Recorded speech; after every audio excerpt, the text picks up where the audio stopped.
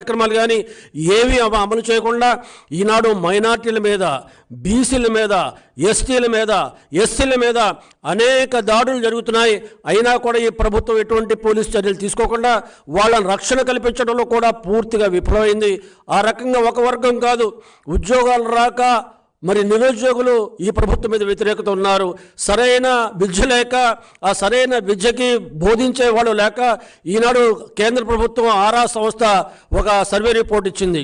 ఆంధ్ర రాష్ట్రంలో చదువుకున్న పిల్లలు 8వ తరగతి చదివిన పిల్లలు 2వ తరగతిలో సంబంధించిన మరి లెక్కలు కూడా చేయలేని పరిస్థితులు ఉన్నారని ఈరోజు చెప్తుంటే ఏ రకమైన విద్యా విధానం ఉందో కూడా ఈ సందర్భంగా మనం గమనించాల్సిన అవసరం ఉంది.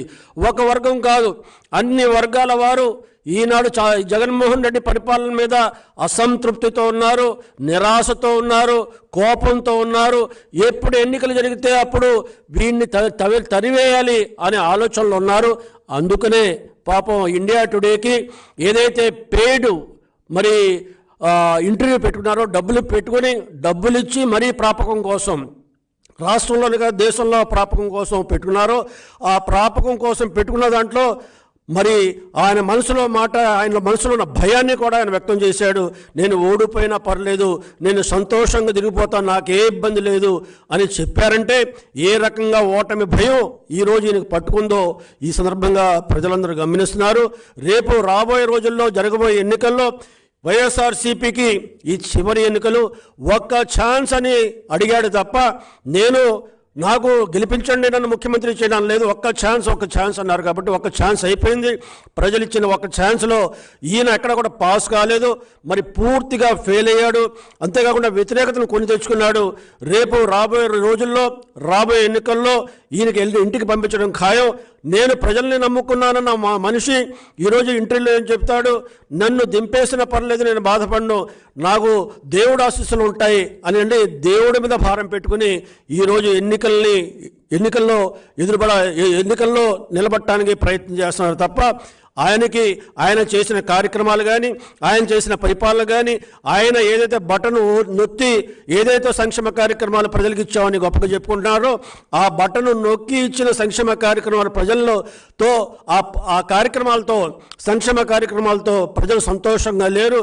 ఈనాడు 10 లక్షల కోట్ల రూపాయలు అప్పులు చేసి ఈరోజు ఓట్లు కొనడానికి ప్రయత్నం చేస్తున్నాడు తప్ప మా జీవితాలు మార్చడానికి, మా జీవితాల్లో సుఖమైన జీవితాలు గడపడానికి, మా అవసరాలు తీర్చుకోవడానికి అవసరమైన మరి ఉపాధి కానీ, ఉద్యోగం కానీ, మా సంపదను పెంచడానికి ఇతను ఏం పని చేయలేకపోతున్నాడనే విషయాన్ని ప్రజలు అర్థం చేసుకున్నారు.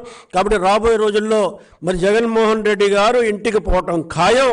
ఆయన ఎన్ని కుయుక్తులు పనిన, ఓటర్ జాబితాలో తప్పుడు తడకలు చేసి గెలవడానికి ప్రయత్నం చేసినా, అంతేకాకుండా డబ్బులు పెట్టి ఓట్లు కొనడానికి ప్రయత్నం చేసినా, రేపు మరి ఏదైతే మద్యం తన చేతిలో ఉందో, మద్యం అమ్మకాలు అతనే చేస్తున్నాడు, మద్యం అతనే తయారు చేస్తున్నాడు, మద్యం అతనే సరఫరా చేస్తున్నాడు. కాబట్టి రేపు మద్యాన్ని ధారాళంగా ప్రజలకి మరి ధారదత్వం చేసి మద్యం మత్తులో పెట్టి ఓట్లు గుంజుకోవాలంటానికి ప్రయత్నం చేసినా కూడా ప్రజలు ఈనాడు ఎటువంటి మరి విధానాలకు కూడా ప్రజలు మరి ఇన్ని నమ్మే పరిస్థితులు లేరు.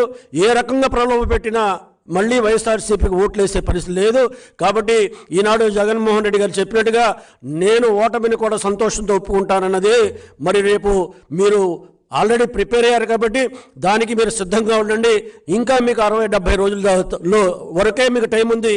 ఈ 60-70 రోజుల్లో మీరు ఏవైతే మీరు అక్రమంగా ప్రజాధనాన్ని దోచుకున్నారో, ఆస్తులను దోచుకున్నారో, మరి ప్రభుత్వాన్ని అడ్డం పెట్టుకుని ఏవైతే లక్షలాది కోట్లు గడించుకున్నారో వాటిని ఎక్కడ సర్దుకోవాలి, ఎక్కడ పెట్టుకోవాలి, ఎక్కడ పెట్టుబడికి పెట్టుకోవాలి, ఎక్కడ దాన్ని మార్చుకోవాలి అనే తాపత్రంలో మీరు గడుపుతారు. ఆ 70 రోజుల్లో మీ ఆస్తుల్ని, మీ అవినీతి సొమ్ముని కాపాడుకోవడానికి ప్రయత్నం చేస్తారు తప్ప రాబోయే రోజుల్లో ఈ 70 రోజుల్లో ప్రజా సంక్షేమం కోసం మీరు ఆలోచించే పరిస్థితిలో కూడా మీరు లేరనేది ఈనాడు స్పష్టంగా కనపడుతుందనే విషయాన్ని ప్రజలు గమనిస్తున్నారని, మరి రాబోయే రోజుల్లో తెలుగుదేశం పార్టీ, జనసేన మరి సంకీర్ణ ప్రభుత్వం రాబోతుంది, మంచి పరిపాలన ఇస్తుందనే ఆశతో ప్రజలు ఎదురు చూస్తున్నారు. ఆ ఆశ నెరవేర్చడానికి మరి దేవుడు కూడా సహకరిస్తాడని సందర్భంగా మనం చేస్తున్నాం.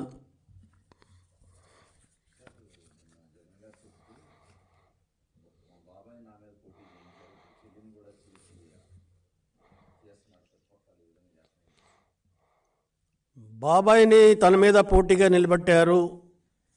మరి బాబాయ్ గతి అయిందో మనం ఈనాడు చూసాం. గొడ్డలితో నరికి